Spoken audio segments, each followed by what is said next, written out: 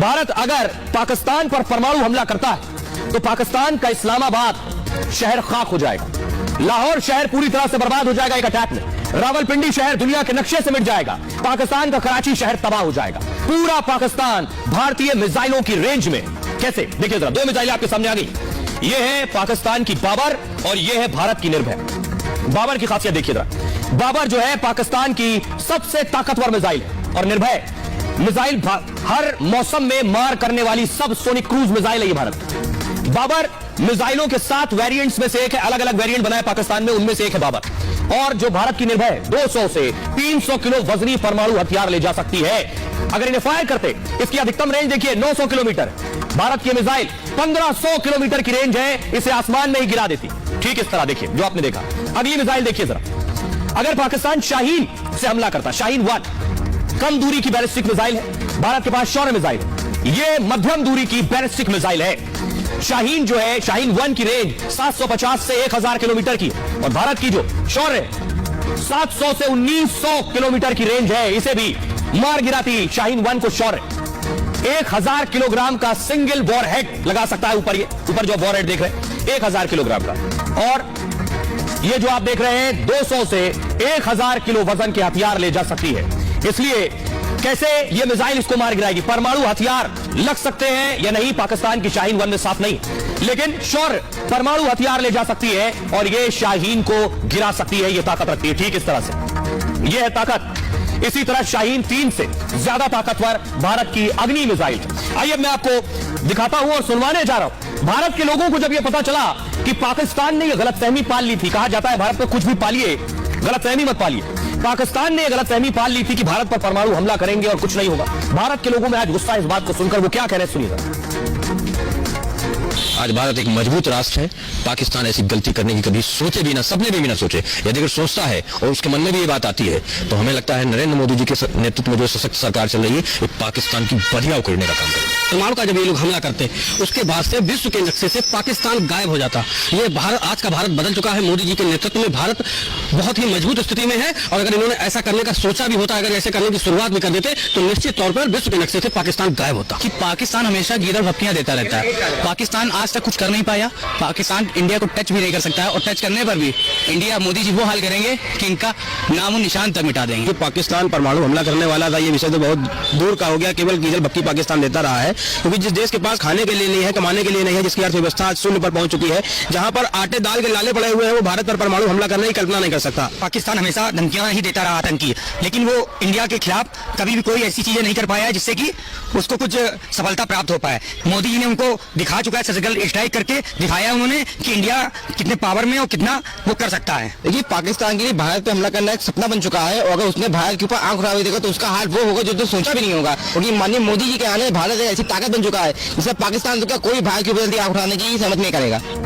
भारत के लोगों को आपने सुन लिया, लेकिन आपको बताऊंगा पाकिस्तान के पास परमाणु हथियार जरूर है। आपने देख लिया भारत के आगे, भारत की जो किलर मिसाइल है उनके आगे पाकिस्तान के परमाणु कहीं नहीं ठहरते। लेकिन पाकिस्तान ने परमाणु बनाया कैसे, इसकी बहुत दिलचस्प कहानी है। ये परमाणु भी चोरी की आइडिया से बना। ये आप देख रहे हैं पाकिस्तान के साइंटिस्ट, इनका नाम है AQ खान, इन्होंने चोरी की थी। सोचिए जरा, अब जो ऐसा मुल्क है वहां चोरी से और चोरी करके ही बनेंगे ना, तो आइए अब आपको बताते हैं कि आखिर कैसे चोरी की थी और कैसे चोरी से बनाया इन्होंने। न्यूक्लियर बनाया चोरी करके।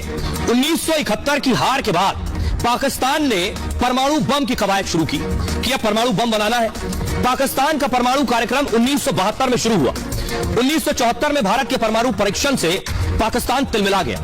अब्दुल कादिर खान, जिनको आप देख रहे हैं AQ खान, इन्होंने इन्हें परमाणु कार्यक्रम का जनक कहते हैं पाकिस्तान में।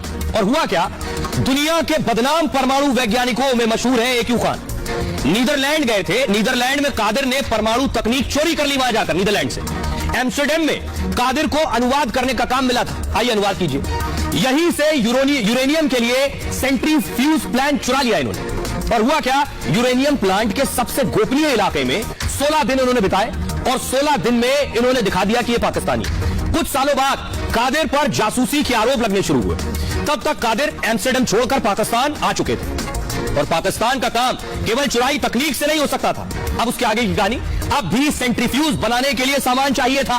तो कादिर ने इसके बाद तकनीक और जरूरी सामान खरीदा अलग अलग नेटवर्क का इस्तेमाल किया ताकि दुनिया को भनक न लगे कि उन्होंने चोरी और डकैती की है। परमाणु परीक्षण से पहले कई देशों से तकनीक का सौदा किया और पाकिस्तानी सरकार ने भी कादिर को रोकने की कोशिश नहीं की। सरकार और सेना के कुछ लोगों ने कादिर की इसमें मदद भी की। ईरान, नॉर्थ कोरिया, इराक और लीबिया को परमाणु तकनीक बेच दी। सोचिए, यानी चोर भी थे और उसके बाद देश की रहस्य और सीक्रेट बेच भी दिए। अमेरिका के दबाव में पाक वैज्ञानिक को गिरफ्तार भी किया गया। टीवी पर परमाणु तकनीक की तस्करी की पूरी जिम्मेदारी AQ खान ने स्वीकार की थी। एक इंटरव्यू में अफसोस जताया और बिना शर्त माफी भी मांगी थी। ये थे पाकिस्तान के साइंटिस्ट। अब जरा पाकिस्तान के लोगों को सुनिए, वो भी मानते हैं कि उनकी हालत क्या है। वो भी मानते हैं कि पाव पाव भर के ही परमाणु है, ये सिर्फ दिखाने के लिए। सुनिए जरा। नो डाउट इंडिया ही जीतेगा, क्योंकि पाकिस्तान के पास एक सोर्स नहीं है कि वो जंग कर सके और उसको जीत भी सके। पाकिस्तान तो कुछ भी कह सकते हैं, यानी को हमने जीती है, ये किया वो किया, ये तो आप पब्लिक भी बताएगी ना। पब्लिक कंडीशन में वो देख रही है कि कौन जीत रहा है, कौन क्या कर रहा है और क्या नहीं कर रहा है।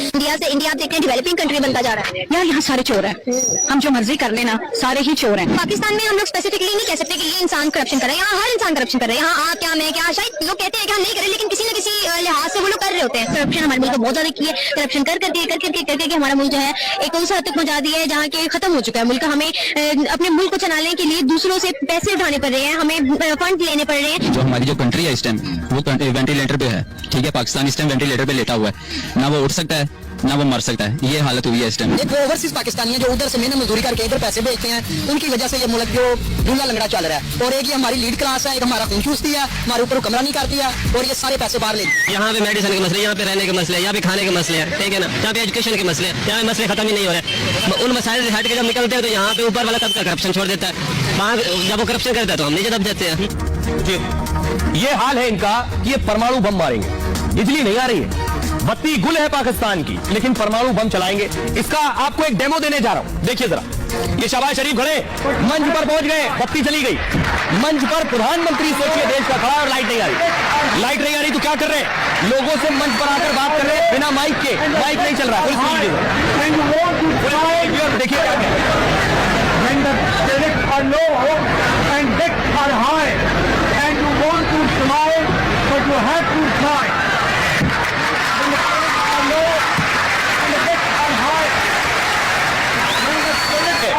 माइक काम नहीं कर रहे हैं।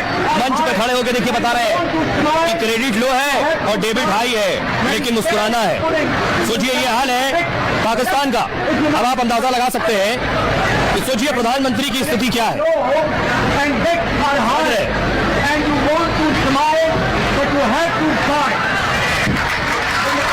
ये आप तस्वीर देख रहे हैं, पाकिस्तान के प्रधानमंत्री को सुन रहे हैं। बत्ती नहीं आ रही है, माइक काम नहीं कर रहा है, बिजली चली गई है। इससे ज्यादा जीता जागता उदाहरण नहीं हो सकता पाकिस्तान की हालत का। सोचिए एक मुल्क का प्रधानमंत्री मंच पर खड़ा होकर बिना माइक के बोल रहा है, चिल्ला चिल्ला के। क्यों? क्योंकि लाइट नहीं आ रही है। कह रहा है क्रेडिट बढ़ गया, डेबिट खत्म है। क्रेडिट कम है, डेबिट बढ़ गया। भाई तो सोचिए ये मुल्क परमाणु चलाने की बात कर रहा है, बल्कि इनकी हालत परमाणु बेचने की हो गई है। यकीन नहीं होता तो मैं आपको दिखाने जा रहा हूं, देखिए जरा। परमाणु बेचने की हालत में है, चलाने की बात कर रहे थे। रोटी रोटी के लिए पाकिस्तान में मारामारी है और पूरी तरह से विदेशी मदद पर निर्भर है। मदद न मिली तो पाकिस्तान खत्म हो जाएगा। अटकलें पाक परमाणु बेच सकता है। सोचिए जब इस सेगमेंट की शुरुआत